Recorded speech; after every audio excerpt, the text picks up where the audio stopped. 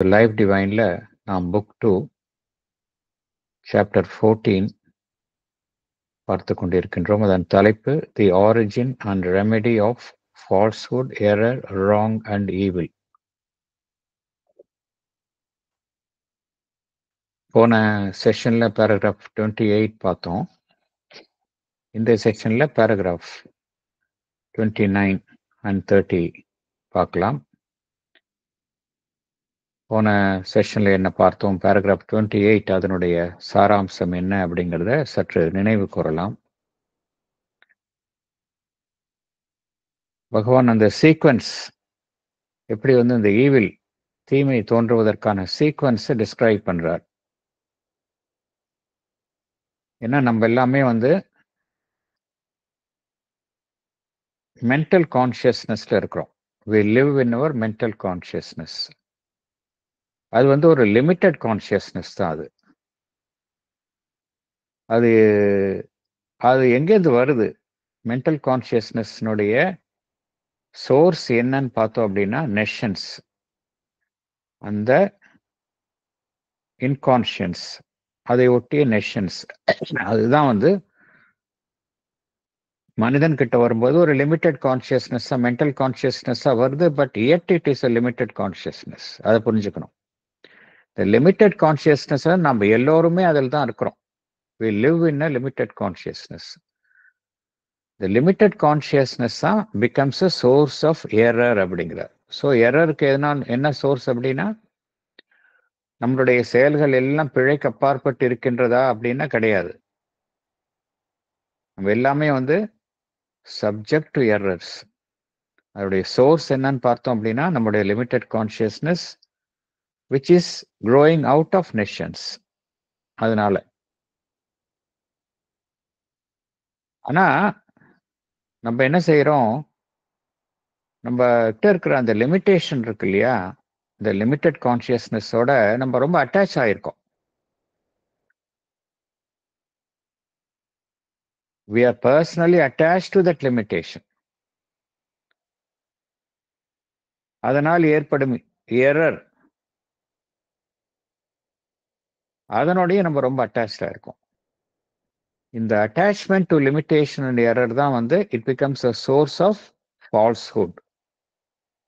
So முதல்ல error வருது. இந்த error, personal attachment to limitation and error it becomes a source of falsity. ஃபால்ஸ்ஹுட்டுக்கு காரணமாயிடுது. இந்த ஃபால்ஸ்ஹுட் என்ன செய்யுது? நமக்குள்ள ஒரு ராங் கான்சியஸ்னஸை உருவாக்குது. ராங் கான்சியஸ்னஸ் எத்துடன் சம்பந்தப்பட்டிருக்கின்றது என்றால் நம்முடைய life ego. Wrong consciousness governed by the life ego. இது எதற்கு மூலாதாரமாக அமைகின்றது என்றால் இந்த தீமை. It becomes a source of evil. So இந்த லாஜிக்கல் சீக்வன்ஸ் என்ன அப்படிங்கிறது பகவான் ரொம்ப பியூட்டிஃபுல்லா டிஸ்கிரைப் பண்றார். இந்த சாப்டர்னுடைய தலைப்பே பார்த்தோம் அப்படின்னா falsehood, error, wrong and evil இல்லையா? இது எல்லாமே ஒன்றோட ஒன்று சம்பந்தப்பட்டது. அதனுடைய சோர்ஸ் என்ன அப்படிங்கிறத பகவான் ரொம்ப அழகாக டிஸ்கிரைப் பண்றார். லிமிட்டட் கான்சியஸ்னஸ் இருக்கு நமக்கு, அதனுடைய சோர்ஸ் நெஷன்ஸ். இந்த லிமிட்டட் கான்சியஸ்னஸ்ல எரர் வருது. நம்ம அந்த எரரோடையும் லிமிட்டட் கான்சியஸ்னஸ்னோடையும் அட்டாச்சா இருக்கிறோம். அது என்ன ஆயிடுது அப்படின்னா it becomes a source of falsehood. Falsehood என்ன செய்யுது? It creates a wrong consciousness. இந்த ராங் கான்சியஸ்னஸ் எதோட அசோசியேட் ஆயிருக்கு? நம்முடைய லைஃப் ஈகோவோட அசோசியேட் ஆயிருக்கு. அதனால சேர்ந்து என்ன ஆகுதுன்னா ரெண்டும் சேர்ந்து it becomes a source of evil அப்படிங்கிறார். ஸோ எப்படி ஈவில் உருவாகுது, தீமை உலகத்தில் உருவாகின்றது அப்படிங்கிறதுக்கு இதுதான் சீக்வன்ஸ். ஆனால்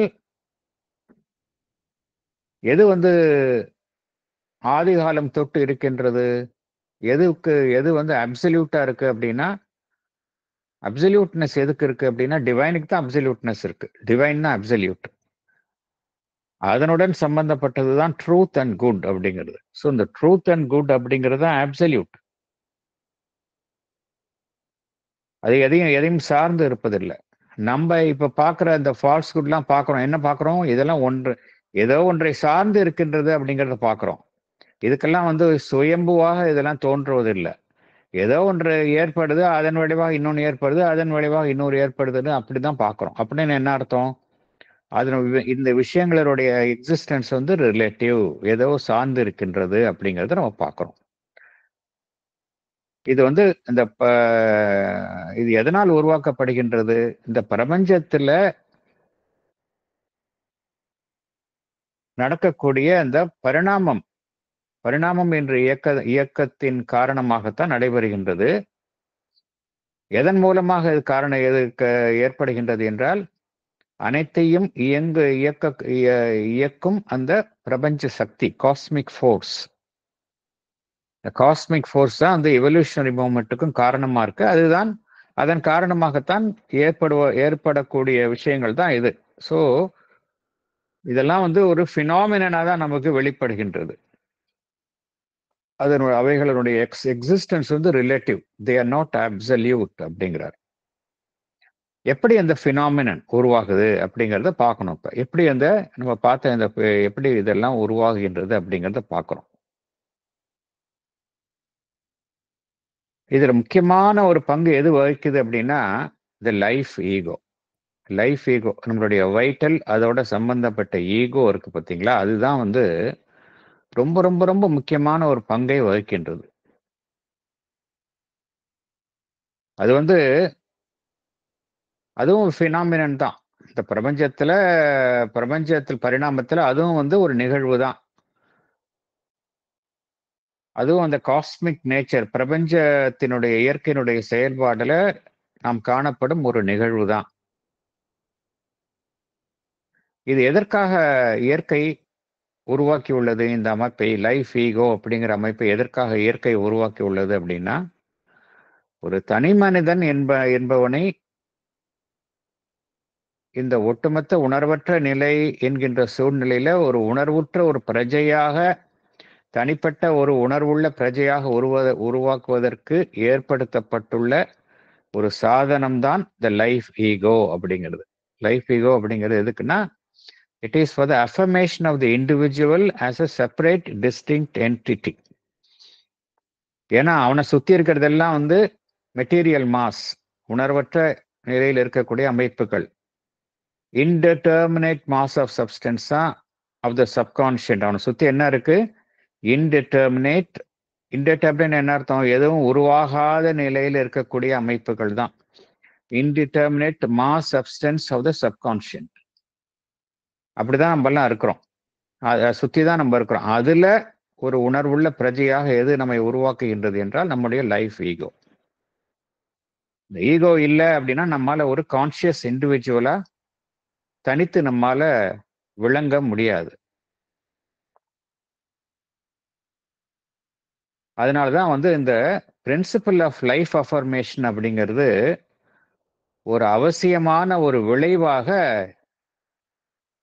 இந்த பிரபஞ்ச இயக்கத்துல காணப்படுகின்றது.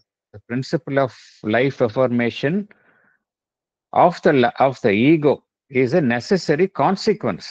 அது ஒரு விளைவு தான் அது. இதுல முக்கியமா நம்ம என்ன தெரிஞ்சுக்கணும் அப்படின்னா, இந்த லைஃப் ஈகோ, நமக்கிட்ட ஈகோ, இண்டிவிஜுவல் ஈகோ அப்படிங்கிறது இருக்கு. அது உண்மையா? அது நம்முடைய உண்மையான ஒரு பர்சனாலிட்டியா?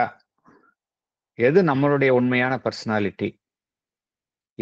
எது வந்து நமக்குள்ள இருக்கக்கூடிய உண்மை அப்படின்னா, அது உண்மையா அப்படின்னா நிச்சயமா அது உண்மை கிடையாது. நம்ம கிட்ட இருக்கக்கூடிய ஈகோ அப்படிங்கிறது that is not the that is not our true being. எது நம்முடைய ட்ரூ பீயிங்? நமக்குள்ள இருக்கக்கூடிய சோல், அதை ஒட்டி அமைந்துள்ள சைக்கிக் பீயிங். அதுதான் நம்மளுடைய ட்ரூ பீயிங். அப்படின்னா இண்டிவிஜுவல் ஈகோ அப்படிங்கிறது என்ன அப்படின்னா, அது வந்து ஒரு ஃபிக்ஷன். ஃபிக்ஷன் என்ன அர்த்தம் அப்படின்னா, உண்மையான விஷயம் வேற எங்கேயோ இருக்கும். இந்த உண்மையான விஷயத்தினுடைய ஒரு பிம்பம் தான் வெளியில காணப்படக்கூடிய ஈகோ என்பது. அது நடைமுறையில நமக்கு பயனுள்ளதா இருக்கு. அதனால்தான் நீங்க பகவான் எவ்வாறு வர்ணிக்கின்றார் ஈகோ அப்படிங்கிறத, the individual ego is a practical and effective fiction அப்படிங்கிறார். அது நம்மளுடைய மேற்புற உணர்வு நிலையில வெளிப்படுத்தப்படுகின்றது. எதனால் வெளிப்படுத்தப்படுகின்றது என்றால், உள்ளிருக்கக்கூடிய ரியல் செல்ஃப் அது மேற்புற உணர்வு நிலையில வந்து ஈகோவின் மூலமாக அது வந்து தன்னை வெளிப்படுத்திக் கொள்கின்றது. அவ்வளவுதான். It is a translation of the secret self into the terms of surface consciousness. அதனால தான் அது ஃபிக்ஷன் அப்படிங்கிறாங்க. ட்ரூத் வந்து நம்முடைய சோல் தான், சைக்கிக் பீயிங் தான். அது வந்து ஒரு சப்ஜெக்டிவ் சப்ஸ்டிடியூட் அப்படிங்கிறார். எதுக்கு சப்ஸ்டிடியூட்டா அது வேலை செய்யுது அப்படின்னா, உள்ள இருக்கக்கூடிய அந்த ட்ரூ செல்ஃபுக்கு அது சப்ஸ்டிடியூட்டா வேலை செய்யுது. நம்மளுடைய அது நம்ம உண்மையிலேயே எதுன்னு பார்த்தோம் அப்படின்னா, நம்மளுடைய ஒட்டுமொத்த ஜீவனையும் எது ஆள வேண்டும் என்றால் சைக்கிக் பீயிங் தான் ஆளணும், சோல் தான் ஆளணும். ஆனால் ஒரு பிராக்டிக்கல் ரீசன்ஸ்க்காக சர்ஃபேஸ் கான்சியஸ்னஸ்ல எது வேலை செய்யுது அப்படின்னா, நம்முடைய அந்த லைஃப் ஈகோ அது வந்து ஒரு சப்ஸ்டிடியூட்டா வேலை செய்யுது. நம்முடைய மேற்புற உணர்வு நிலையை வழி நடத்தும் ஒரு சப்ஸ்டிடியூட். உள்ள இருக்கக்கூடிய சைக்கிக் பீயிங்க்கு பதிலாக அது நடத்துவது ஒரு சப்ஸ்டிடியூட்டாக அது வேலை செய்யுது. அது மாத்திரம் இல்ல. அது என்ன அதனோட இன்னொரு அம்சம் என்ன அப்படின்னா, உள்ள இருக்கக்கூடிய அந்த நமக்கு உள்ள இருக்கக்கூடிய அந்த இறை அம்சம், இன்னர் டிவினிட்டி, அதிலிருந்து இது அறியாமையின் மூலம் பிரிக்கப்பட்டு இருக்கின்றது. அதுதான் அதனாலதான் வந்து நம்ம ரியல் இக்னோரன்ஸ்ல இருக்கிறோம். என்ன காரணம் அப்படின்னா, அதனுடைய ட்ரூ நேச்சர் அதுவே புரிஞ்சுக்காம இருக்கு. அதனுடைய ட்ரூ நேச்சர் உள்ள இருக்கக்கூடிய இன்னர் பீயிங் தான். ஆனா it is separated by ignorance from the inner divinity.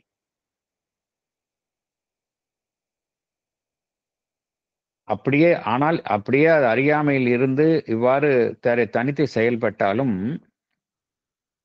ஆனா பரிணாமத்துல வந்து அதை வந்து ஏதோ ஒன்று தனித்து இயங்காமல் ஒருமையுடன் இயங்குமாறு ஏதோ ஒன்று அதை நிர்பந்திக்கின்றது. It is pushed secretly towards an evolutionary unification in diversity அப்படிங்கிறார். எல்லா இயக்கமுமே இந்த பிரபஞ்சத்துல பார்த்தோம் அப்படின்னா, சீக்ரெட்டா அதனுடைய கோல் என்னவா இருக்கு அப்படின்னா யூனிஃபிகேஷன் தான். யூனிஃபிகேஷன் இன் டைவர்சிட்டி அப்படிங்கிறது தான் சீக்ரெட் கோல். அது வெளியில தெரியாது நமக்கு, because we live in ignorance. ஆனால் அந்த எவல்யூஷனரி பிரின்சிபலினுடைய கோல் என்ன அப்படின்னா யூனிட்டி தான். அதனாலதான் வந்து ஈவன் வெளியில ஈகோவாக செயல்பட்டாலும் still pushed secretly towards an evolutionary unification in diversity அப்படிங்கிறார். அது வந்து ஒரு ஃபைனைட்டான அமைப்பு தான். இருந்தாலும் அதற்கு பின்னாடி எது அதை தள்ளுகின்றது, ஒரு உந்து சக்தியாக அதற்கு பின் எது செயல்படுகின்றது என்றால் அந்த infinite. Though it is finite, it has behind itself the impulse of the infinite அப்படிங்கிறார் பகவான். ஸோ ஈகோவை பத்தி ரொம்ப அழகாக பகவான் இங்க டிஸ்கிரைப் பண்றார். நம்மளுடைய மேற்புற உணர்வு நிலை அறியாமையில் தான் இருக்கின்றது. இந்த அறியாமையில் இருக்கக்கூடிய மேற்புற உணர்வு நிலையில் தான் நம்மளுடைய ஈகோவும் செயல்படுது. நம்ம வந்து உள்ள இருக்கக்கூடிய நாலேஜ்ல இருந்து செயல்பட்டோம் அப்படின்னா ஈகோ வந்து செயல்படாது, சைக்கிக் பீயிங் தான் செயல்படும். But most of us act in our surface consciousness. அதுல ஈகோ இருக்கிறதுனால இந்த ஈகோ எப்படி செயல்படுது அப்படின்னா, எதற்காக செயல்படுகின்றது என்றால், அதனுடைய சங்கல்பம் எதுவாக இருக்கின்றது என்றால் அதனுடைய செயல்பாட்டுல தன்னை விரிவுபடுத்திக் கொள்ள வேண்டும். Seeking after power, wealth, importance, இதெல்லாமே பார்த்தோம் அப்படின்னா ஈகோவினுடைய செயல்பாடுகளாக இருக்கின்றது. Will do expand. அதே போல ஒரு எல்லைக்குள்ள இருந்து எல்லாருமே பார்த்தோம் அப்படின்னா நாம எல்லாருமே வந்து ஏதோ ஒரு வகையில நம்மளுடைய எல்லைகளை மீறதான் விரும்புகின்றோம். ஏதோ ஒரு கட்டுப்பாடு இருக்கு. அதை ஒன்று பிசிக்கலா நம்ம வந்து மேலும் மேலும் வலிமையாக விரும்புகின்றோம். மென்டலா பார்த்தோம் அப்படின்னா நம்மளுடைய அறிவை வந்து விருத்தி செய்து கொண்டு இருக்க விரும்புகின்றோம். வைட்டலா பார்த்தோம் அப்படின்னா நம்மளுடைய ஹாப்பினஸ் நம்ம வந்து மேலும் மேலும் பெருக்கிக் கொள்ளதான் விரும்புகின்றோம். இன் அதர் வேர்ட்ஸ், ஈகோ என்ன செய்யுது அப்படின்னா, it has the will do expand. அதனுடைய ஃபைனைட் பவுண்டரிஸ்லேருந்து அது தன்னை விடுவித்து மேலும் விரிவாக்கிக் கொள்ளதான் அது எப்பொழுதுமே முயற்சி செய்து கொண்டு இருக்கின்றது. அதே போல அனைத்தையுமே அது தனக்குள் எடுத்துக்கொள்வதற்கு முயற்சிக்கின்றது. எல்லாமே என்னோட கட்டுப்பாட்டுக்குள்ள வரணும், அதன் மூலமாக என்னை விருத்தி செய்து கொள்ள வேண்டும் என்று நினைக்கின்றது. அனைத்தினுள்ளும் அது தன்னை ஈடுபடுத்திக் கொண்டு அனைத்தையும் அது தனதாக்கி கொள்ள விரும்புகின்றது. இதெல்லாம் நம்மளுடைய ஈகோவுடைய செயல்பாடு. அது நமக்கே தெரியும் நம்ம எப்படி செயல்படுறோம் அப்படின்னு. ஒவ்வொரு மனிதனுக்கும் பார்த்தோம் அப்படின்னா இந்த அம்சங்கள்லாம் ஒவ்வொரு மனிதன் கிட்ட இருக்கிறத நம்ம நன்றாக கவனிக்கலாம். அப்புறம் எப்படி அது வந்து மற்ற விஷயங்களை தனதாக்கி கொள்ள விரும்புகின்றதோ அதே போல மற்ற விஷயங்களால் அது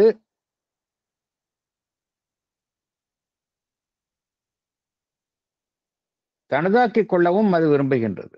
மற்ற விஷயங்கள் தன்னை தனதாக்கிக் கொள்வதையும் அது ஏற்றுக்கொள்கின்றது. எப்படி அது வந்து மற்ற விஷயங்களை தனதாக்கிக் கொள்கின்றதோ, பொசஸிங், அதே போல it wants to be possessed if by that it can feel if itself satisfied. மற்ற விஷயங்கள்லாம் மற்ற அமைப்புகள்லாம் தன்னை பொசஸ் செய்வதற்கும் அது ஏற்றுக்கொள்ளும். எப்ப ஏற்றுக்கொள்ளும்னா அதன் மூலம் தனக்கு திருப்தி கிடைத்தால் அது ஏற்றுக்கொள்ளும். எல்லாமே அதுல அல்டிமேட் கெயின் வந்து அதுக்கு தான் வேணும். அதே போல மற்ற அமைப்புகள் அதனுடைய சக்திகள் எல்லாத்தையும் அது தனதாக்கிக் கொள்ளவும் விரும்புகின்றது. இதன் மூலம் அது எதை சாதிக்கின்றது என்றால் த லைஃப் அஃபர்மேஷன், வாழ்வில் தன்னை மேலும் மேலும் அது தன்னை உறுதி செய்து கொள்கின்றது. வாழ்வில் கிடைக்கக்கூடிய ஆனந்தத்தை அது பெருக்கிக் கொள்கின்றது. தன்னுடைய மனம், பிராணமயம் மற்றும் உடல் சார்ந்த அமைப்புகளினுடைய வளத்தை அது கூட்டிக் கொள்கின்றது. அதைத்தான் பகவான் என்ன சொல்றார்? It gets a help or an impulse for its life affirmation, its life delight, its enrichment of its mental, vital, physical existence அப்படிங்கிறார். அதனால இது அல்டிமேட்டா என்ன புரிஞ்சுக்கணும் அப்படின்னா, ஈகோ வந்து பிராக்டிக்கலா இவ்வளவு வேலை செய்யுது நம்ம கிட்ட, இருந்தாலும் அது வந்து ஒரு ஃபிக்ஷன் தான் அப்படிங்கிறத நம்ம புரிஞ்சுக்கணும். It is not our true self. True self psychic being தான் அப்படின்னு நம்ம புரிஞ்சுக்கணும். இயற்கை வந்து நேச்சர் வந்து நம்மளுடைய ஈகோவை யூஸ் பண்ணிக்குது. அதுதான் அதில் நம்ம புரிஞ்சுக்கணும். எப்பொழுதுமே வந்து இந்த ஈகோ வந்து தன்னை வந்து விரிவுபடுத்தி கொள்ள விரும்புகின்றது. நேச்சர் என்ன செய்யுது? இதெல்லாமே நேச்சர் தான் நமக்குள்ள செய்ய வைக்குது. Push of the nature on the ego to enlarge itself. இதுதான் வந்து எப்படி முடியுது அப்படின்னா, more power, more recognition, more wealth, more fame, எல்லாமே எனக்கு அப்படி முடிஞ்சிருது. அதுல ராங் டிரான்ஸ்லேஷன் தான் இது. நேச்சர் வந்து நமக்குள்ள இருக்கக்கூடிய இயக்கத்தை, நமக்குள்ள இருக்கக்கூடிய அந்த ஈகோ என்ன செய்யுது? தவறாக பயன்படுத்திக் கொள்கின்றது. It is wrongly translated by the ego. இதுதான் இது நடக்குது. இதுதான் வந்து ஈகோவுடைய பிரின்சிபல் ஆஃப் ஒர்க் வந்து இப்படிதான் வேலை செய்யுது அப்படிங்கிறார். ஸோ அடுத்தது வந்து நம்ம பேராகிராஃப் 29 அதுக்கு உள்ள போகலாம் நம்ம. Book 2, Chapter 14, The Origin and Remedy of Falsehood, Error, Wrong and Evil. Paragraph 29. But because it does these things as a separate ego for its separate advantage and not by conscious interchange and mutuality, not by unity, like discord, conflict, disharmony arise. And it is the products of this life discord and disharmony that we call wrong and evil. Nature accepts them because they are necessary circumstances of the evolution, necessary for the growth of the divided being. They are products of ignorance, supported by an ignorant consciousness that founds itself on division, by an ignorant will that works through division, by an ignorant delight of existence that takes the joy of division. It does these things as a separate ego for its separate advantage and not by conscious interchange and mutuality, not by unity. Therefore, life discord, conflict, disharmony arise. It is the products of this life discord and disharmony that we call wrong and evil. Nature accepts them because they are necessary circumstances of the evolution. They are necessary for the growth of the divided being. They are products of ignorance supported by an ignorant consciousness that bases itself on division, by an ignorant will that works through division, by an ignorant delight of existence that takes the joy of division. Ego ஒரு இயற்கையினுடைய மூவ்மெண்ட்னு பார்த்தோம். இயற்கையினுடைய movement அது it is pushed by the infinite அப்படிங்கிறது பார்த்தோம். Though it is finite, it is pushed by the infinite அப்படிங்கிறத பார்த்தோம். அந்த வில் டு எக்ஸ்பேண்ட் அப்படிங்கிறது இயற்கையாகவே இயற்கையினால் அதுக்கு வழங்கப்பட்டுள்ளது. இந்த வில் டு எக்ஸ்பேண்ட் அப்படிங்கிறது ஈகோவினுடைய இயல்பான அம்சமாக இயற்கையினால் வழங்கப்பட்டிருக்குது. இந்த வில் டு எக்ஸ்பேண்ட் அப்படிங்கிறது தான் எல்லாருக்கும் இருக்குது. அது ஈவன் நம்ம பார்த்தோம் அப்படின்னா ஈவன் நன்றாக ஒரு பண்பட்ட மனிதர்களுக்கு கூட நல்ல விஷயத்தை அவங்க பெருக்கிக் கொள்ள விரும்புகின்றார்கள். மற்றவர்களுக்கெல்லாம் தீங்கு இழைக்காம நம்ம கிட்ட இருக்கிற நல்ல விஷயங்கள், நம்ம கிட்ட இருக்கிற லிமிட்டேஷன்ஸ், குறைகளை விளக்குதல், இது மாதிரி ஏதோ ஒரு விதத்தில் எக்ஸ்பேன்ஷன், ஏதோ ஒரு விதத்துல நம்மளுடைய தலைகளிலிருந்து நம்மை விடுவித்துக் கொள்ளுதல் அப்படிங்கிறது எல்லாருக்குமே இருக்கு. அது நல்ல விஷயத்திலையும் இருக்குது. அதனால பேசிக் நேச்சர் ஆஃப் த ஈகோவே எதுன்னு பார்த்தோம் அப்படின்னா த வில் டு எக்ஸ்பேண்ட் அப்படிங்கிறத பார்க்குறோம். அது இயற்கை அப்படிதான் அதை இயக்குகின்றது. ஆனால் அது எப்போ அது தீமையா முடியுது அப்படின்னா, as long as அது மற்றவர்களுக்கு தீங்கு விளைவிக்காது இருக்கிற வரைக்கும் அது தீங்கா முடியாது. பட் அதுல என்ன ஒரு டிஸ்அட்வான்டேஜ் அதனுடைய செயல்பாட்டில் பார்க்குறோம் அப்படின்னா, அதனுடைய சொந்த நலனுக்காக அது வேலை செய்ய ஆரம்பிக்குது. Separate ego for its separate advantage. அப்படி வேலை செய்யும் பொழுதுதான் அது என்ன ஆகுது, வாழ்வில் முரண்பாடுகளை பார்க்குறோம். மற்றொருக்கும் இடையில ஒரு கிளர்ச்சி, போராட்டம், ஒத்திசைவின்மை இதெல்லாம் பார்க்குறோம். ஏன்னா அது எப்படி வேலை செய்யணும் ஐடியலா அப்படின்னா, பரஸ்பரம் மியூச்சுவல் இன்டர்சேஞ்ச் இருக்கணும். பரஸ்பரம் ஒவ்வொருவருடைய நலனையும் கருத்தில் எடுத்துக்கொண்டு அது வேலை செஞ்சது அப்படின்னா ஒன்றும் ப்ராப்ளம் இல்லை. ஒரு ஸ்பிரிட் ஆஃப் யூனிட்டியோட வேலை செஞ்சது அப்படின்னா அது ப்ராப்ளம் கிடையாது. ஆனால் அப்படி வேலை செய்யாது. அது அதனுடைய ஓன் அட்வான்டேஜுக்கு தான் மோஸ்ட்லி வேலை செய்யுது. அதனால்தான் வாழ்வில் நாம் காணக்கூடிய லைஃப் டிஸ்கார்ட், கான்ஃப்ளிக்ட், ஒத்திசைவின்மை எல்லாம் வருது அப்படிங்கிறார். இந்த வாழ்வில் நாம் காணக்கூடிய முரண்பாடுகள், போராட்டங்கள், ஒத்திசைவின்மை இதன் விளைவாக ஏற்படக்கூடியதுதான் நாம் வாழ்வில் காணப்படக்கூடிய தவறும் தீமையும். ஸோ இந்த தவறும் தீமையும் எதனால வருது அப்படின்னா இது ஒரு காரணம். முதல்ல நம்ம பார்த்தது அந்த சீக்வன்ஸை நம்ம பார்த்தோம்.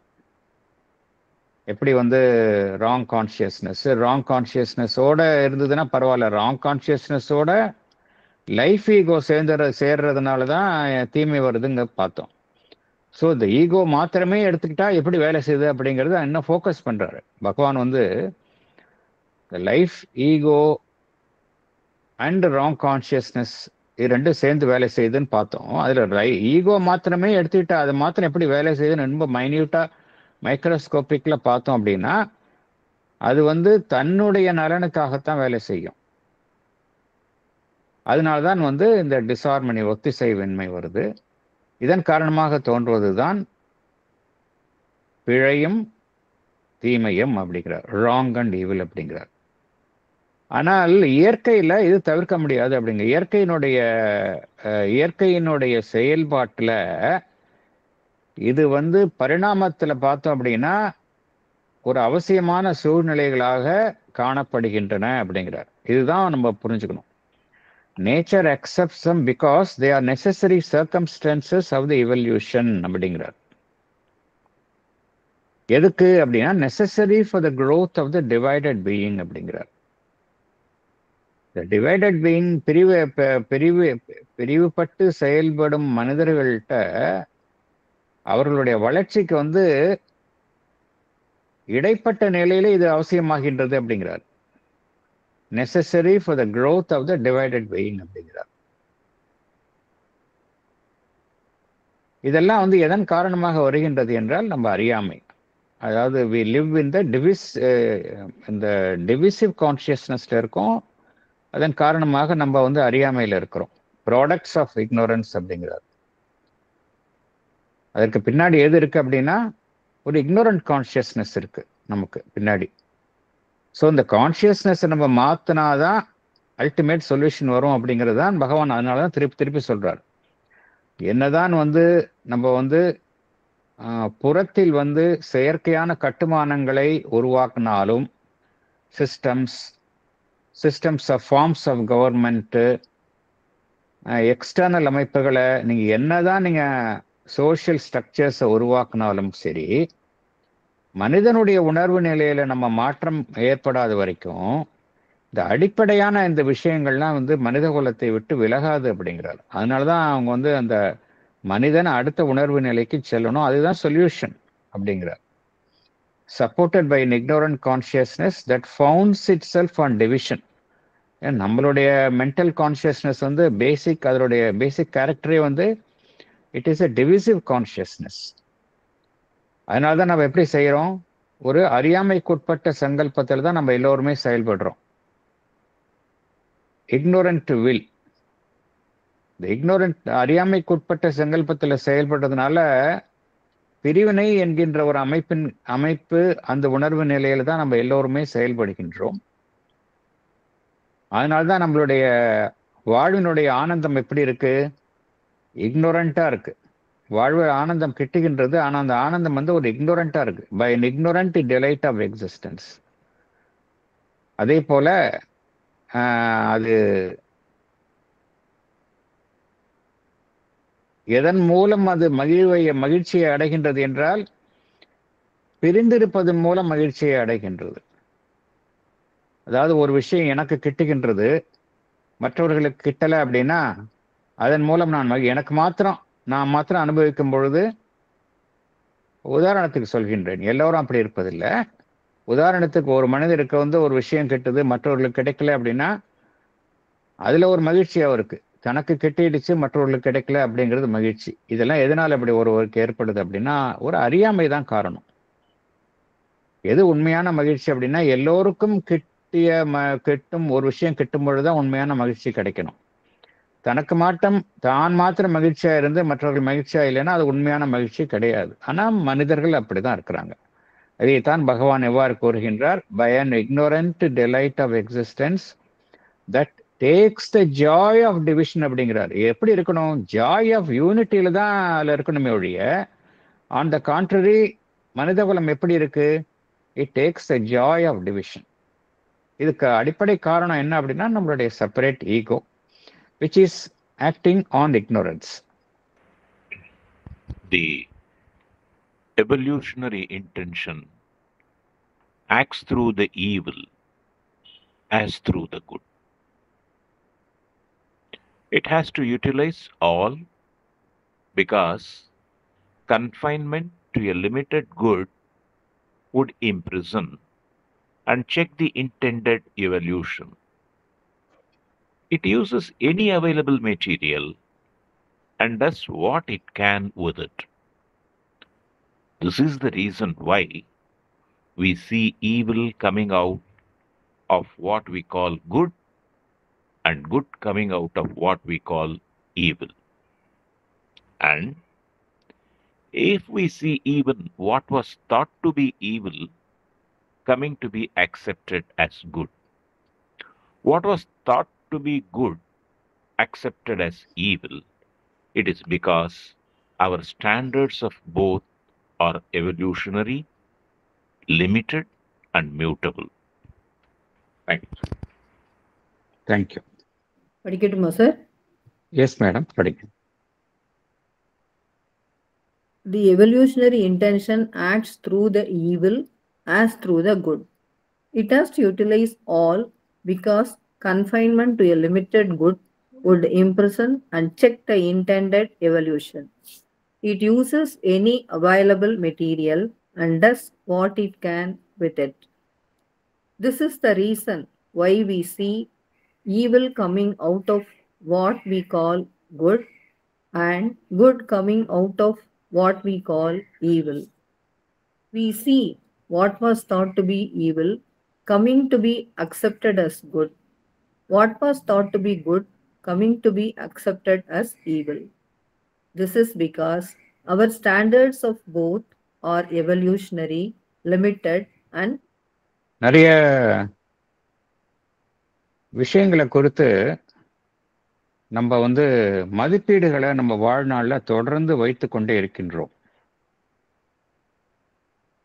நம்முடைய வாழ்நாளை பார்த்தோம் அப்படின்னா பிறந்ததிலிருந்து இப்ப இருக்கிற வரைக்கும் நிறைய மதிப்பீடுகள், இது நன்மை இது தீமை அப்படின்னா நம்ம நிறைய மதிப்பீடுகளை வைத்திருக்கோம். கண்டினியூஸா அந்த மதிப்பீடுகளை வைத்து கொண்டே இருக்கின்றோம். நம்ம நினைச்சு பார்க்கலாம், இதெல்லாம் ஃபிக்ஸ்டா இருக்குதா?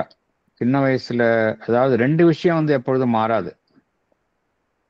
ட்ரூத் அப்படிங்கிறது மாறாது, அது ஞாபகம் வச்சுக்கணும். ட்ரூ ஏன்னா தேர் ஆல் அப்சல்யூட் குவாலிட்டிஸ் ட்ரூத்.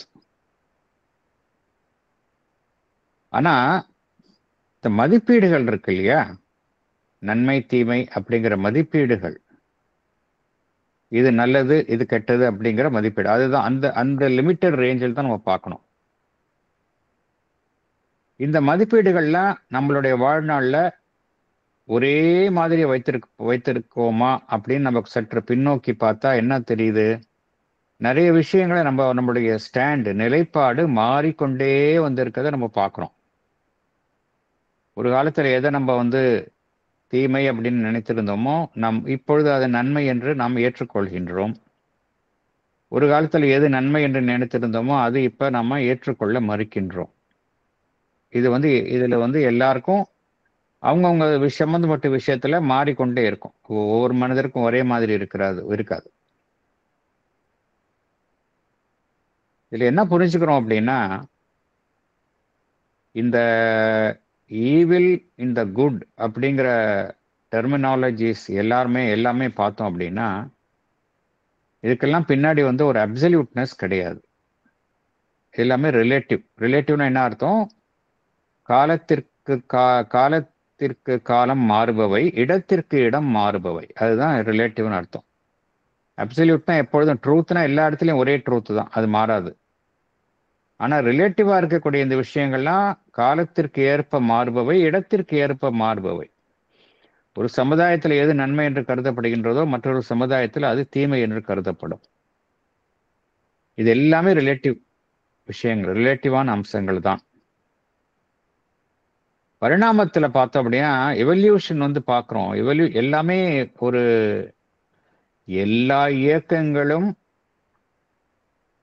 எதனால் இயற்றப்படுகின்றன அப்படின்னா, இந்த பிரபஞ்ச சக்தியினால் தான் இயக்கப்படுகின்றன. காஸ்மிக் ஃபோர்ஸ் எதன் மூலமாக இயக்கப்படுகின்றன என்றால் இந்த ப்ராசஸ் ஆஃப் இவல்யூஷன், அதன் மூலமாகத்தான் இயக்கப்படுகின்றன. ஆனா அது நியூட்ரல், அதுக்கு வந்து இது தீமை இது நன்மை அப்படிங்கிற ஒரு பாகுபாடு கிடையாது. It is neutral. அது வந்து ரெண்டு விஷயத்தையும் யூஸ் பண்ணிக்கும். குட்டையும் யூஸ் பண்ணிக்கும், ஈவிலையும் யூஸ் பண்ணிக்கும். அதோடைய வளர்ச்சிக்கு ரெண்டையுமே யூஸ் பண்ணிக்கும்.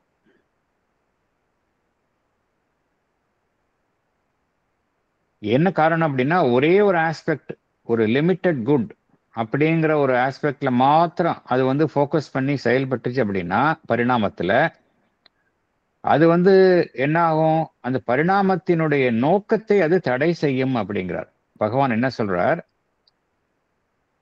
இந்த எவல்யூஷனரி இன்டென்ஷன் வந்து it has to utilise all because confinement to a limited good would imprison and check the intended evolution அப்படிங்கிற. பரிணாமத்தினுடைய நோக்கம் வேற, அது எல்லாத்தையும் யூஸ் பண்ணிக்கும் அப்படிங்கிற. எல்லாத்தையும் யூஸ் பண்ணிட்டு அதன் மூலமா எப்படி நம்ம அது அடுத்த ஸ்டேஜுக்கு செல்லலாம் அப்படிங்கிறதுலாம் அது வந்து முனைப்பா இருக்கும் அப்படிங்கிறார். இதனால்தான் வந்து இந்த குட் அண்ட் ஈவில் அப்படிங்கிற விஷயத்துல பார்த்தோம் அப்படின்னா ஒரு அறுதியான தன்மை இல்லை, கிடையவே இருக்க முடியாது.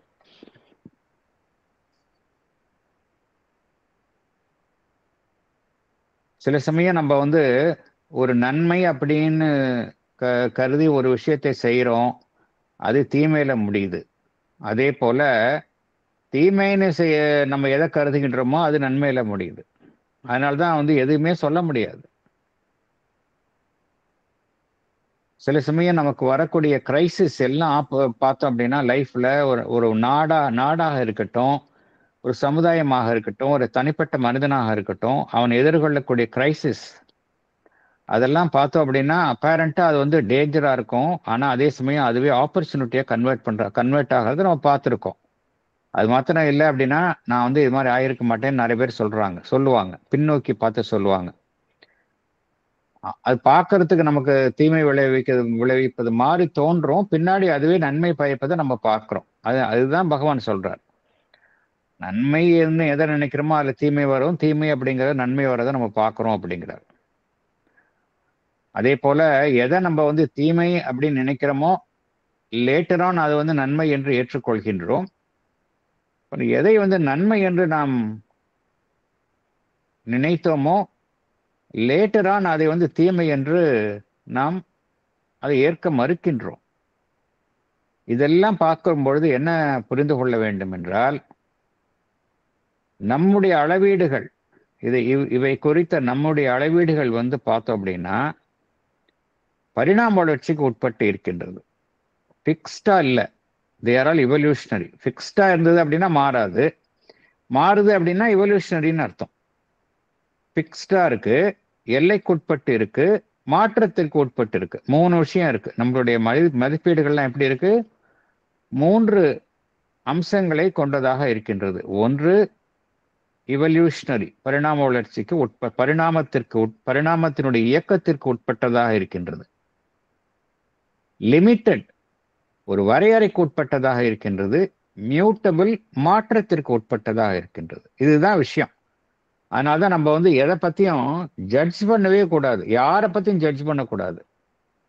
மதர் வந்து ரிப்பீட்டடா தான் சொல்றாங்க, டோன்ட் ஜட்ஜ் எனிபடி. ஜட்ஜ்மெண்ட் எல்லாம் தப்பா போயிடும் அப்படிங்கிறாங்க. ஐயோ, நம்மளுடைய கான்சியஸ்னஸ் வந்து unless it is an all knowing consciousness, அது மாதிரி இல்லாத வரைக்கும் நீங்க ஜட்ஜ் பண்ணாதீங்க அப்படிங்கிறாங்க. ஜட்ஜ் பண்ணோம்னா தப்பா தான் போயிடும் அப்படிங்கிறாங்க. Evolutionary nature, the terrestrial cosmic force, seems then at first to have no preference for either of these opposites. It uses both alike for its purpose, and yet it is the same nature, the same force that has burdened man with a sense of good and evil and insists on its importance.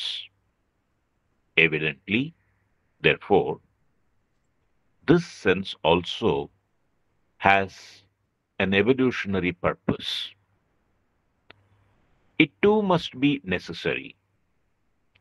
It must be there so that Man may leave certain things behind him, move towards others, until out of good and evil he can emerge into some good that is eternal and infinite. Yes. Evolutionary nature, the terrestrial cosmic force, seems then at first to have no preference for either good or evil. It uses both alike for its purpose, and yet it is the same nature, the same force, that has burdened man with a sense of good and evil and insists on its importance. Evidently, this sense of good and evil also has an evolutionary purpose. It too must be necessary. It must be there so that man may leave certain things behind him and move towards others. He must move on until out of good and evil he can emerge into some good that is eternal and infinite. Thank you. அப்படின்னா good and evil அப்படிங்கிற ஒரு சென்ஸே நம்ம இல்லாம இருக்கலாமா? எல்லாமே மாற்றத்துக்கு உட்பட்டது, பரிணாமத்திற்கு உட்பட்டது அப்படின்னா நமக்கு வந்து ஒரு இந்த sense of good and evil அப்படிங்கிற அந்த சென்ஸே இல்லாமலே இருக்கலாமா அப்படின்னா அதுவும் தேவை அப்படிங்கிறார். அதுவும் வந்து எவல்யூஷனரி நேச்சர்ல பரிணாமத்துல ஒரு காரணத்திற்காக அந்த சென்ஸ் ஆஃப் குட் அண்ட் ஈவிலும் ஒரு மனிதனுக்கு தேவை அப்படிங்கிறார்.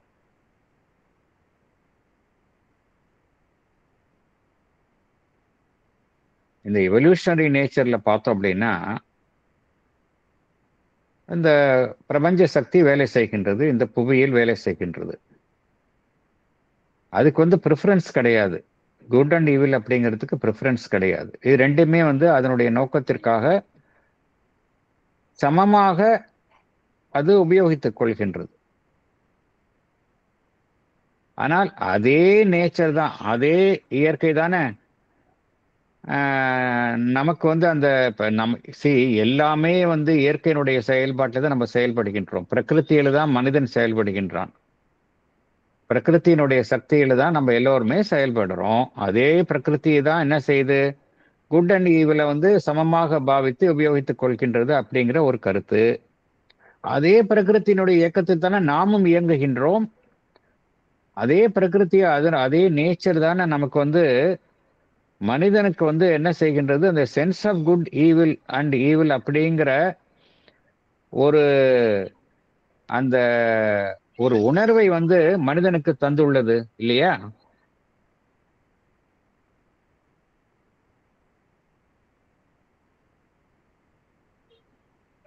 இந்த sense of good and evil அப்படிங்கிறது இயற்கை வந்து மனிதனுக்கு வழங்கி உள்ளது அப்படிங்கிறார் பகவான்.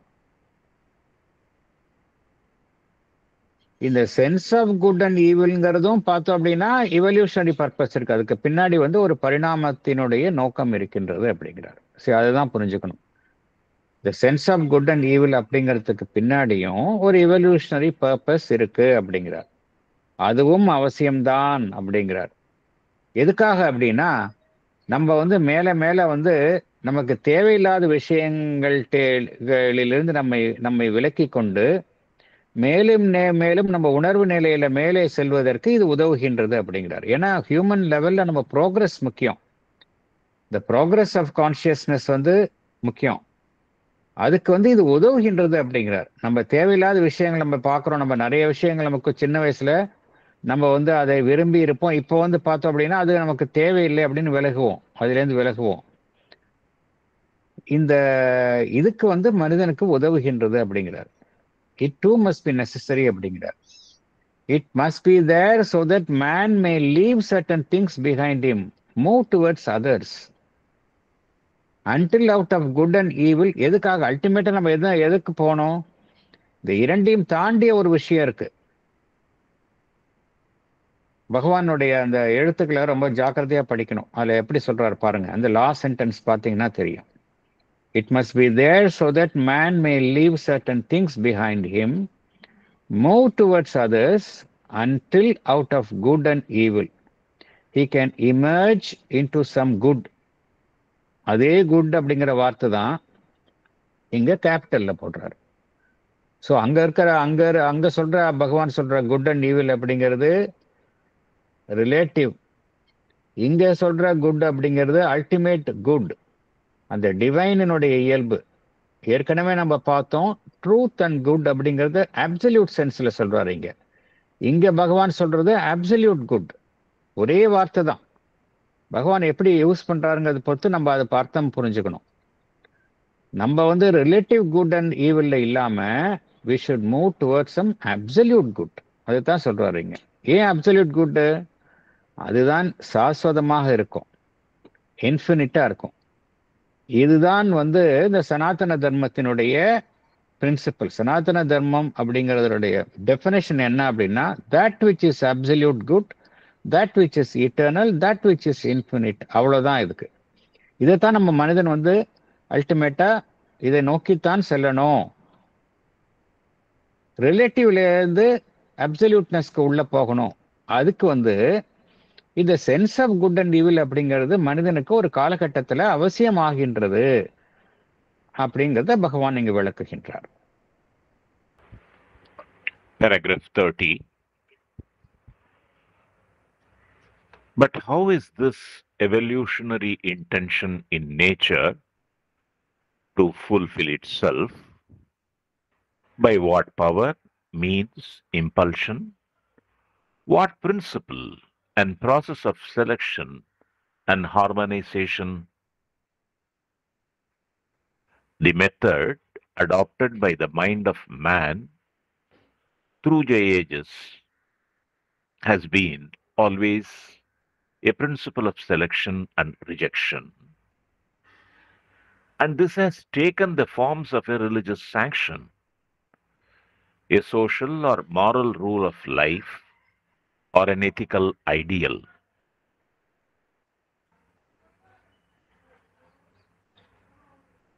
One minute, sir. But this is an empirical means which does not touch the root of the problem, because it has no vision of the cause and origin of the malady it attempts to cure. It deals with the symptoms, but deals with them perfunctorily, not knowing what function they serve in the purpose of nature and what it is in the mind and life that supports them and keeps them in being.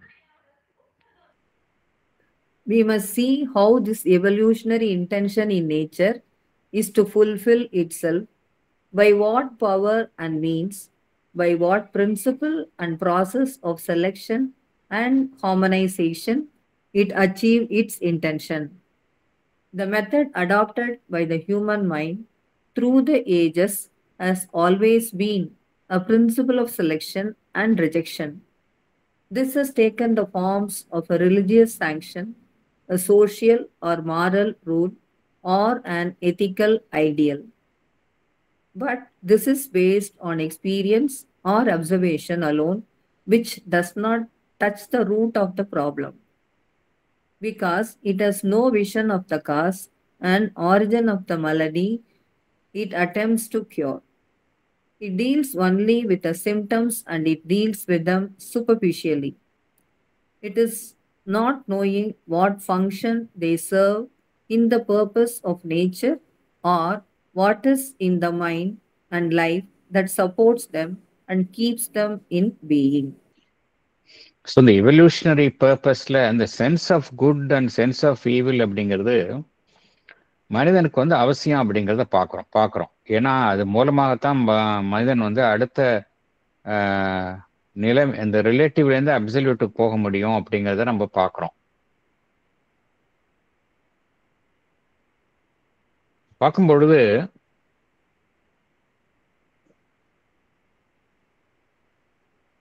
எதன் மூலமாக இந்த evolutionary intention, பரிணாமத்தினுடைய அந்த நோக்கம் இயற்கையில எதன் மூலமாக இந்த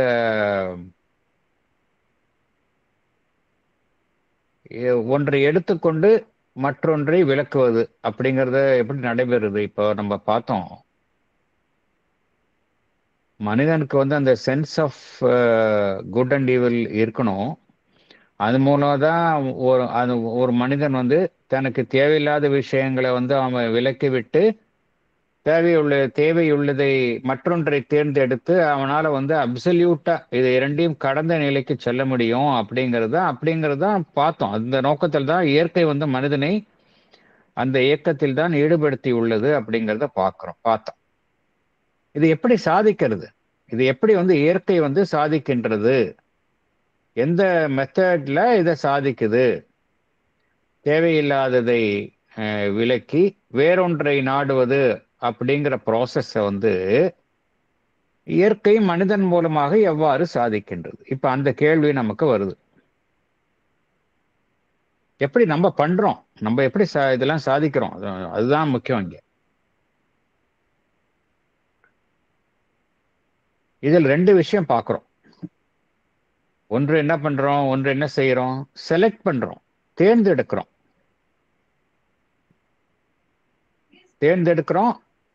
நிறைய விஷயங்கள் இருந்தா இது எனக்கு தேவை, இது எனக்கு வந்து ஒத்துப்போகும், எனக்கு வந்து என்னால் ஏற்றுக்கொள்ள முடியும் அப்படின்னு நம்ம செலக்ட் பண்றோம்.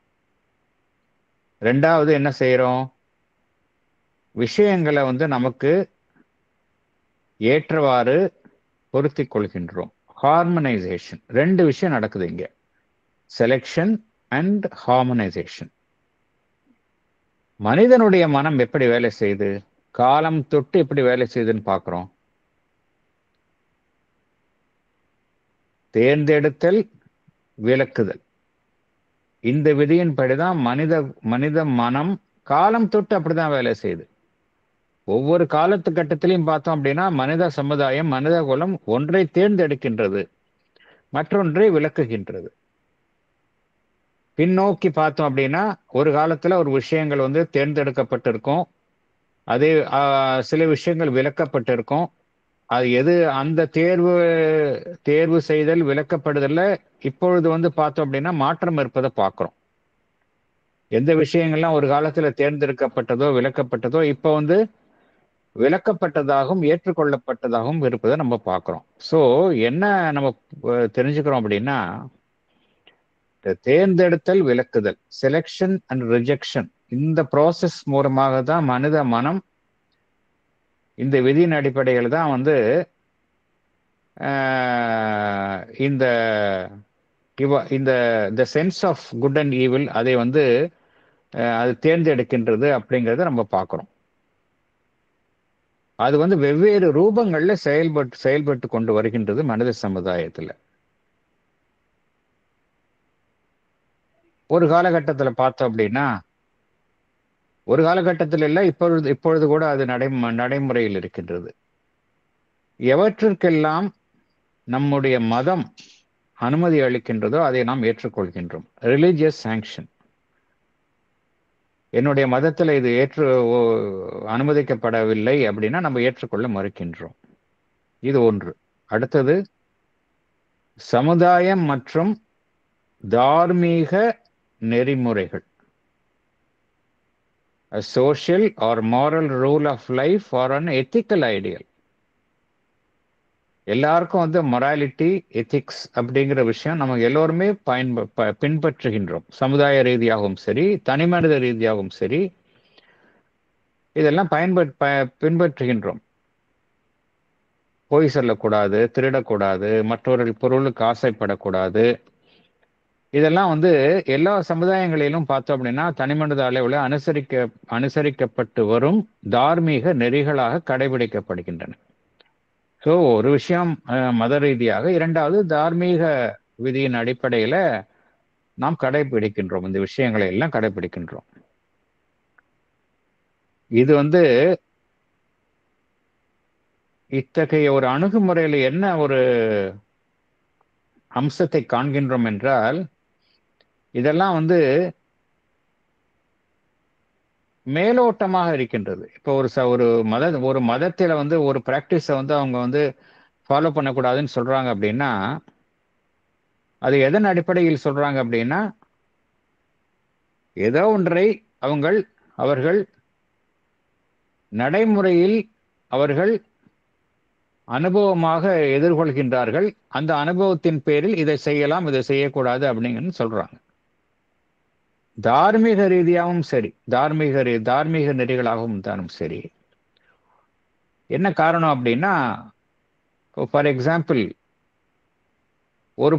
ஒருவர் மற்றவருடைய பொருளை அபகரிக்கும் பொழுது மற்றவர்களுக்கு அதனால் இழப்பு ஏற்படுகின்றது.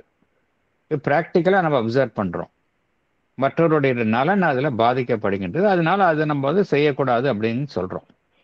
ஸோ எதன் அடிப்படையில் இதெல்லாம் நம்ம சொல்றோம் அப்படின்னா, நடைமுறையில் நாம் அனுசரிக்கப்பட்ட விஷயங்கள், நேரில் நாம் காணக்கூடிய விஷயங்களின் அடிப்படையில நம்ம அதன் அடிப்படையில் தான் இந்த விதிகளை நாம் அமைக்கின்றோம். ஆனால் நாம் அதனுடைய ஒரு மூலத்திற்கு சென்று அந்த மூலத்தில் என்ன உண்மை இருக்கின்றதோ அதன் அடிப்படையில இந்த விதிகளை அமைப்பதில்லை அப்படிங்கிறார். இதெல்லாம் நம்ம தார்மீக நெறிகள் இதெல்லாம் அமைத்தாலும் இதெல்லாம் ஒரு பிராக்டிக்கல் அப்ரோச்சா தான் இருக்கே ஒழிய அந்த ப்ராப்ளத்தினுடைய ரூட் காஸுக்கு நம்ம போறதில்லை அப்படிங்கிறார். This is an empirical means which does not touch the root of the problem அப்படிங்கிறார். என்ன அப்படின்னா, என்ன காரணம் அப்படின்னா, இதையெல்லாம் யார் அமைக்கின்றார்களோ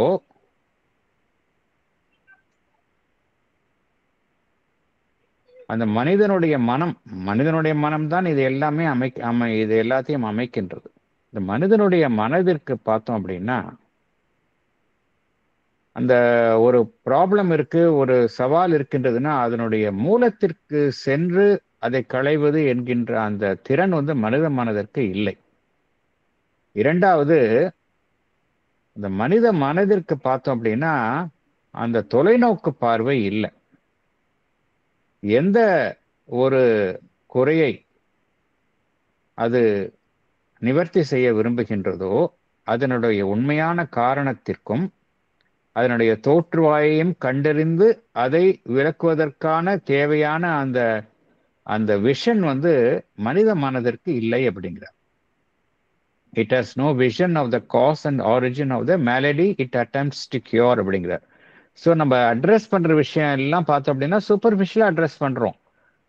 எல்லாமே மேலோட்டமாக தான் நம்ம அதுக்கு சொல்யூஷன் கொடுக்குறோமே ஒழிய we don't go to the root cause அப்படிங்கிறார் பகவான். ஒரு வியாதி இருக்கு அப்படின்னா, ஒரு ஜுரம் ஒருத்தருக்கு இருக்கு அப்படின்னா வெறும் பேராசிட்டமால் சாப்பிட்டா ஜுரம் குறையும், அவ்வளவுதான். பட் அதுக்கு காரணமான அந்த கிருமிகளை நம்ம கொன்றாதான் அந்த வியாதி குணமாகும். அதனால்தான் நம்ம என்ன செய்யறோம், we deal with the symptoms. அந்த சிம்டம்ஸையும் பார்த்தோம் அப்படின்னா சரியாக நம்ம கையாளுவது இல்லை, அரைகுறையாகத்தான் நாம் கையாளுகின்றோம். But deals with them perfectly அப்படிங்கிறார். not knowing what function they serve in the purpose of nature. அது இயற்கையினுடைய நோக்கத்தில் இயற்கையினுடைய செயல்பாட்டில் எந்த நோக்கத்தை அது நிறைவேற்றுகின்றது அதனுடைய செயல்பாட்டில் என்பது அறியாமலேயே நாம் அதை களைய முயல்கின்றோம் அப்படிங்கிறார்.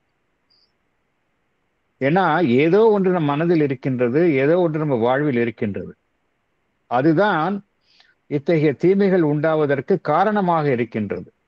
அதை நம்ம கண்டறிய முயல்வதில்லை. இப்போ ஃபார் எக்ஸாம்பிள், ஒருவருக்கு மற்றொரு பொருளை அபகரிக்கின்றார், மற்றவர்களுக்கு தீங்கு செய்கின்றார் என்றால் நம்ம என்ன செய்யறோம், நம்ம சட்டங்களை ஏற்றுகின்றோம்.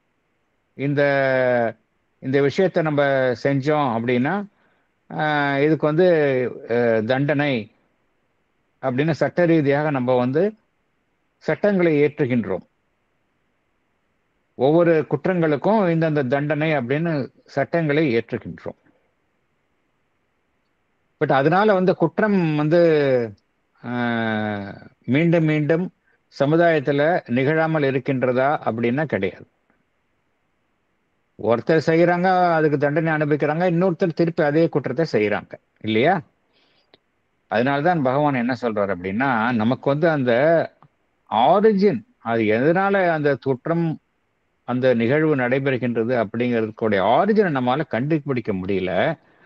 அதை கண்டுபிடித்து அதை நம்ம சரி செய்யாமல் வெறும் அந்த சிம்டம்ஸ் மேலோட்டமாகத்தான் நம்ம அதை கையாளுகின்றோம் அப்படிங்கிறார்.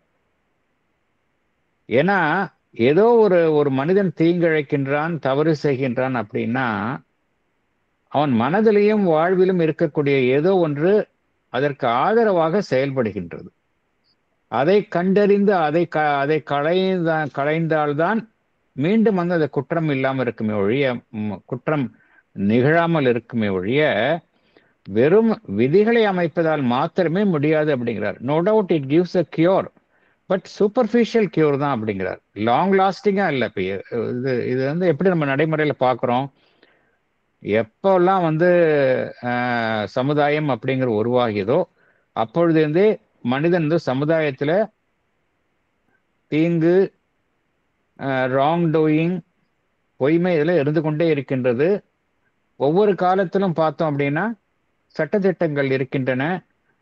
சட்டத்திட்டங்கள் அந்த தீமை செய்தவர்களுக்கு எதிராக சட்டங்களை இயற்றி தண்டனையும் அளிக்கின்றார்கள். பட் ஸ்டில் இந்த தீமைகளும் சரி பொய்மைகளும் சரி தொடர்ந்து நடந்து கொண்டே இருக்கின்றன.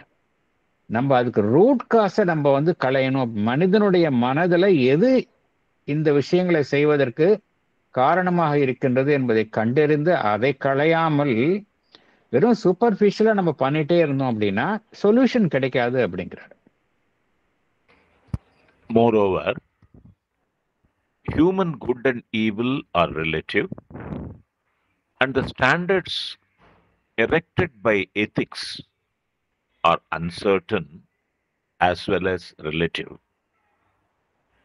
What is forbidden by one religion or another, what is regarded as good or bad by social opinion, what is thought useful to society or noxious to it, what some temporary law of man allows or disallows, what is or is considered helpful or harmful to self or others, what accords with this or that ideal, what is prompted or discouraged by an instinct which we call conscience.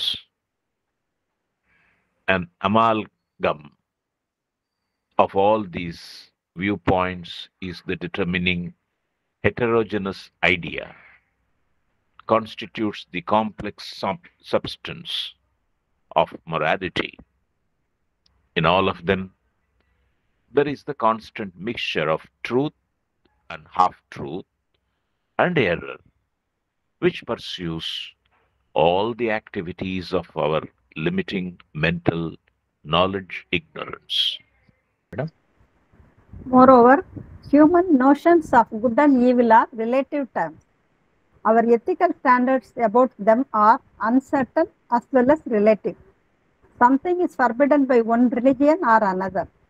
Something is regarded as good or bad by social opinion. Something is thought useful or bad to society. Temporary human law allows or disallows some practice. Something is considered helpful or harmful to self or others. We have an ideal with which something agrees or disagrees. Something is prompted or discouraged by an instinct which we call our conscience. An amalgam of all these viewpoints is the determining heterogeneous idea which constitutes the complex substance of morality. In all of them, there is the constant mixture of truth and half-truth and error. This mixture pursues all the activities of our limiting mental knowledge ignorance. இப்ப morality அப்படின்னு சொல்றோம், ஒழுக்கம் அப்படின்னு சொல்றோம், தார்மீக நெறி அப்படின்னு சொல்றோம்.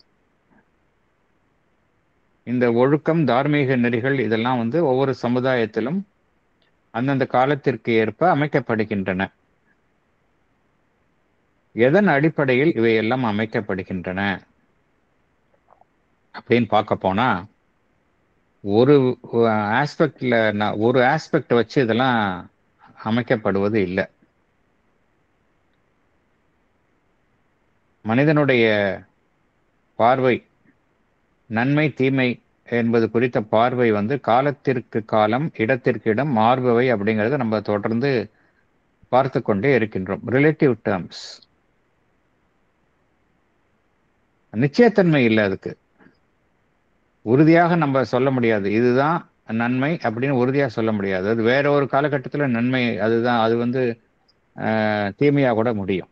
அதனால தான் நம்மளுடைய எத்திக்கல் ஸ்டாண்டர்ட்ஸ் எல்லாம் பார்த்தோம், தார்மீக அளவீடுகள்லாம் பார்த்தோம் அப்படின்னா நிச்சயத்தன்மை அற்றதாக இருக்கின்றது, ரிலேட்டிவா இருக்கு, அப்சல்யூட்டா சொல்ல முடியாது. இதுல எல்லாம் எவையெல்லாம் இந்த மொராலிட்டி அப்படிங்கிற விஷயத்தை தீர்மானிக்கின்றது அப்படிங்கிற ஒரு சமுதாயத்தில் பார்த்தோம் அப்படின்னா நிறைய விஷயங்களுடைய ஒட்டுமொத்த கலவை தான் மொராலிட்டி அப்படிங்கிறது தீர்மானிக்கின்றது. இப்போ மதங்களை எடுத்துக்கலாம். ஒரு மதத்துல பார்த்தோம் அப்படின்னா சில விஷயங்களை செய்யலாம் அப்படின்னு அனுமதிக்கிறாங்க, இன்னொரு மதத்துல அதை தடை செய்யறாங்க. அப்புறம் சோஷியல் ஒப்பீனியன், சமுதாயத்துல பொதுவாக மக்கள் எதை சரி தவறு என்று சமுதாயம் நினைக்கின்றது. சோஷியல் ஒப்பீனியன், ஏன்னா we are all carried by social opinion. சமுதாயம் எதை சரி என்று நினைக்கின்றது, எதை தவறு என்று நினைக்கின்றது. அதுக்கப்புறம் சமுதாயத்திற்கு எது நன்மை பயக்கும் அல்லது தீமை விளைவிக்கும், இது ஒரு விஷயம். அடுத்தது நம்முடைய விதிகள், மனிதன் அமைத்த விதிகள். அந்த விதிகள்லாம் பார்த்தோம் அப்படின்னா தற்காலிகமாகத்தான் இருக்கு, பெர்மனண்டா யாரும் சொல்ல முடியாது. பர்மனண்டா எந்த விதமான ஹியூமன் லாவும் கிடையாது, எல்லாமே டெம்பரரி ஹியூமன் லாஸ் தான். மனிதன் அமைத்துள்ள விதிகள் எல்லாம் பார்த்தோம் அப்படின்னா டெம்பரரியா தான் இருக்கு. அதனாலதான் பார்க்கிறோம், ஈவன் கான்ஸ்டிடியூஷனே பார்த்தோம் அப்படின்னா அவங்க அமெண்ட் பண்ணிட்டே போறாங்க. என்ன காரணம்? எல்லா விதமான விதிகளும் மாற்றத்திற்கு உட்பட்டவையாக இருக்கின்றன. அந்த டெம்பரரி ஹியூமன் லா எப்படி இருக்கு? சில விஷயங்களை இப்ப அனுமதிக்குது, சில விஷயங்களை அனுமதிக்க மறுக்கின்றது. சில விஷயங்கள் எனக்கு உதவியாக இருக்கின்றது அல்லது எனக்கு தீமை விளைவிக்கின்றது, மற்றவர்களுக்கு தீமை விளைவிக்கின்றது. சில லட்சியங்கள் கோட்பாடுகளோடு நான் ஒத்துப்போகின்றேன், நான் அவைகளை ஏற்றுக்கொள்கின்றேன், மற்றவைகளை நான் ஏற்றுக்கொள்ள மறுக்கின்றேன். சில விஷயங்களை பார்த்தோம் அப்படின்னா மனிதனுக்குள்ள இருக்கக்கூடிய உள்ளுணர்வு, அந்த கான்ஷியன்ஸ் அது அனுமதிக்கின்றது, செய்யலாம் அப்படிங்கிற சில விஷயங்களை எனக்கு உள்ளிருந்து அனுமதி கிடைக்கின்றது. சில விஷயங்களை என்னுடைய மனம் செய்வதற்கு ஏற்றுக்கொள்ள அனுமதிக்க மறுக்கின்றது. இதெல்லாம் இப்படிதான் இவைகளினுடைய ஒட்டுமொத்த கலவையாகத்தான் மொராலிட்டி அப்படிங்கிற ஒரு அமைப்பு உருவாகப்படுகின்றது அப்படிங்கிறார். An amalgam of all these viewpoints is a determining heterogeneous idea. Homogeneous என்ன அர்த்தம்? ஒரே மாதிரி எண்ணம் இருந்தா ஹோமோஜீனஸ்ன்னு சொல்லுவோம். ஹெட்ரோஜீனஸ்னா நிறைய விஷயங்கள், மாறுபட்ட விஷயங்களினுடைய ஒட்டுமொத்த கலவைதான் which constitutes the complex substance of morality அப்படிங்கிறார். மொராலிட்டி நம்ம சொல்றோம், அது எப்படி தீர்மானிக்குதுன்னு பார்த்தோம்னா இது இவ்வளவு விஷயங்களுக்கு பின்னணியில இருந்து செயல்பட்டு தீர்மானிக்கின்றது அப்படிங்கிறார். ஒரு கலவை தான் நம்ம மொராலிட்டின்னு சொல்றதெல்லாம் ஒரு கலவையாகத்தான், ஒட்டுமொத்த கலவையைத்தான் நம்ம மொராலிட்டி அப்படின்னு நம்ம சொல்றோம். இந்த கலவையில பார்த்தோம் அப்படின்னா சில விஷயங்கள் உண்மையாக இருக்கின்றன, சில விஷயங்கள் பார்த்தோம் அப்படின்னா பாதி தான் உண்மையா இருக்கு, சில விஷயங்கள் முற்றிலும் பிழையாக இருக்கின்றது. ஸோ இந்த உண்மை, பாதி உண்மை, பிழை, இப்படிப்பட்ட கலவை தான் அந்த நம்ம சொல்லக்கூடிய மொராலிட்டி அப்படிங்கிற விஷயத்துக்குள்ள அம்சத்தை தீர்மானிக்கின்றது.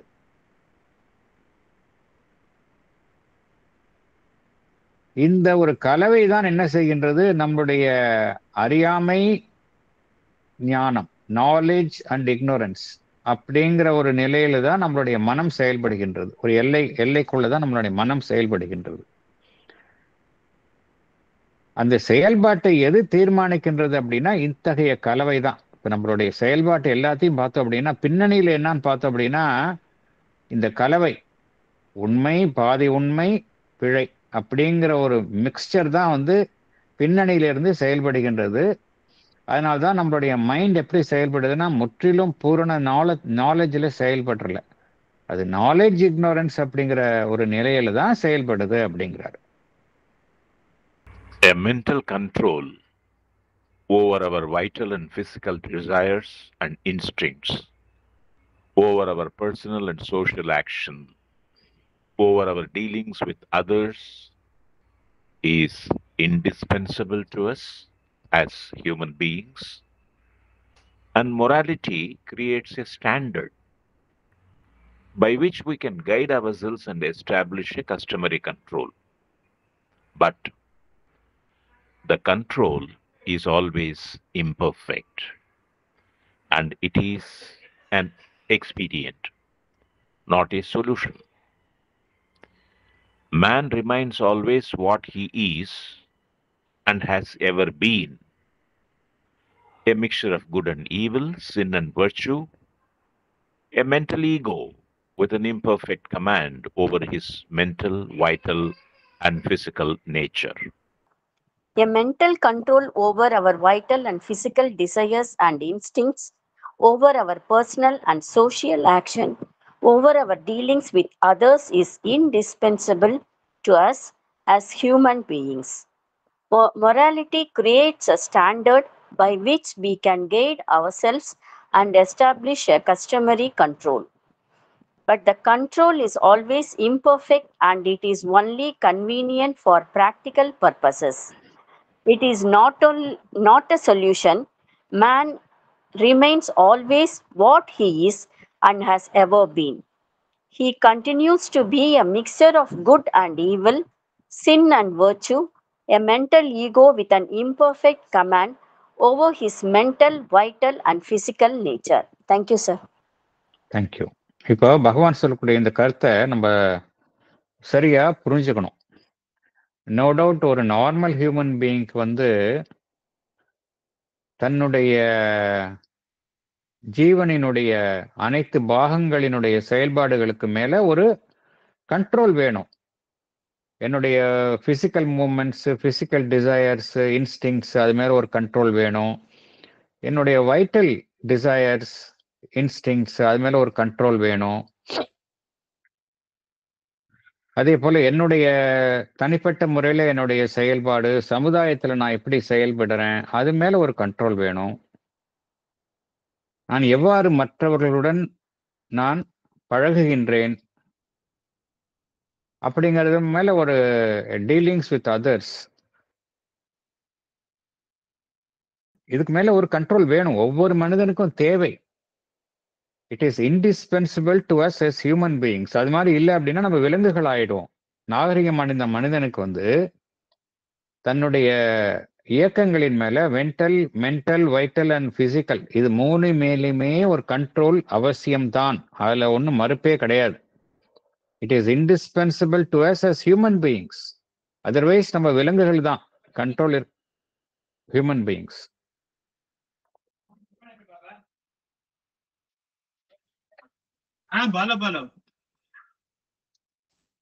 இதுல மொராலிட்டி எப்படி நமக்கு யூஸ் ஆகுது அப்படின்னா, மொராலிட்டி வந்து நமக்கு வந்து ஒரு அளவுகோலை தீர்மானிக்கின்றது.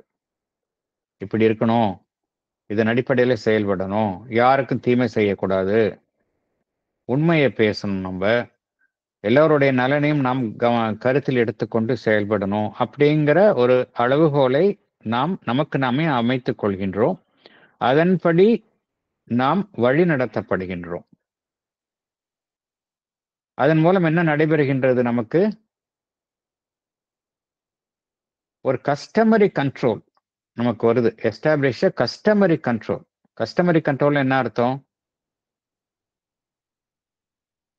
என்னுடைய செயல்பாடுகளின் மேல இருக்கக்கூடிய, எப்பொழுதுமே எனக்கு இருக்கக்கூடிய, நான் அனுசரிக்கக்கூடிய வழக்கமான ஒரு கண்ட்ரோல்.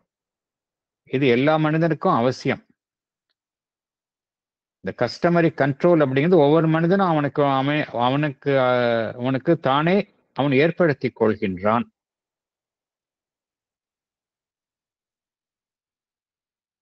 இதுல பகவான் என்ன சொல்ல வரார் அப்படின்னா, இது ஆரம்ப நிலையில எல்லாருக்குமே அவசியம் அப்படிங்கிறார். எல்லோருக்குமே இந்த கண்ட்ரோல் வந்து அவசியம். அந்த கண்ட்ரோல் அப்படிங்கிற நிலையிலேயே நின்று விடுவதா, அல்லது அதற்கு மேலேயும் ஏதோ ஒன்று இருக்கா? மனிதன் வந்து இது மாதிரி தார்மீக நெறிகள், இதன் அடிப்படையில எவ்வளவு விஷயங்களை வைத்துக்கொண்டு, சில அளவீடுகளை வைத்துக்கொண்டு அவன் வாழ்கின்றான். அது நிச்சயம் அவசியம். அது இல்லை அப்படின்னா நம்ம சமுதாயத்துல பார்த்தோம்னா சீர்கேடுகள் தான் நடக்கும். தனி மனிதனுடைய நடவடிக்கைகள்ல வந்து ஒரு ஆளுமையே இருக்காது, ஒரு ஒழுங்கு இருக்காது. இது அவசியம்தான். இந்த கண்ட்ரோல் வந்து பார்த்தோம் அப்படின்னா, கண்ட்ரோல் அப்படின்னு நம்ம அப்படிங்கிற ஒரு சொல்லை பிரயோகிக்கும் பொழுது, கட்டுப்பாடு அப்படிங்கிற வார்த்தையை நம்ம யூஸ் பண்ணும் பொழுது, இந்த கட்டுப்பாடு எப்பொழுதுமே எப்படி இருக்கும் அப்படின்னா, கட்டுப்பாடு அப்படிங்கிற ஒரு அம்சமாக அது இருக்கும் வரையில் அது வந்து ஒரு முழுமையா இருக்காது. இட் இஸ் ஆல்வேஸ் இம்பர்ஃபெக்ட் அப்படிங்கிறார். அப்புறம் கட்டுப்பாடு அப்படிங்கிறது எதுக்கு நான் வச்சுக்கிறேன்? இந்த நிமிஷத்துல இந்த காரியத்தை நான் செய்யக்கூடாது, அவ்வளவுதான். அதுக்காக என்னை நான் கட்டுப்படுத்திக் கொள்கின்றேன். இப்படிதான் நடக்குது. தேவை கருதி, காலத்தின் அவசியம் கருதி இந்த கட்டுப்பாட்டை நான் எனக்கு மீதே நான் சுமத்திக் கொள்கின்றேன், அமைத்துக் கொள்கின்றேன். அதுலதான் பகவான் என்ன கோருகின்றார்? It is always imperfect and it is an expedient அப்படிங்கிறார். எக்ஸ்பீடியன்ட்னு என்ன அர்த்தம்? இந்த சமயத்துக்கு எனக்கு இது அவசியம், அவ்வளவுதான். அதுல அதாவது ஒரு மேக் ஷிஃப்ட் அரேஞ்ச்மெண்ட் மாதிரி, தற்காலிகமாக ஏற்படுத்தப்பட்டுள்ள ஒரு அமைப்பு, அதுதான் எக்ஸ்பீடியன்ட். பெர்மனன்ட் சொல்யூஷன் கிடையாது. அதுதான் சொல்றாரு, it is not a solution அப்படிங்கிறார். நம்ம உணர்வு நிலையில மாற்றத்தை கொண்டு வராத வரைக்கும் செயற்கையான கட்டுப்பாடுகள் நம்மீதே நாம் ஏற்படுத்தி கொண்டாலும் அது வந்து செயற்கையா, அது வந்து தற்காலிகமாகத்தான் இருக்கும். ஒன்ஸ் நீங்க கட்டுப்பாடு எடுத்துட்டீங்க அப்படின்னா, then you will fall back into the same old self அப்படிங்கிறாங்க. கட்டுப்பாடு அப்படிங்கிற ஒரு வார்த்தைக்கு பதிலாக what is really required is a change of consciousness.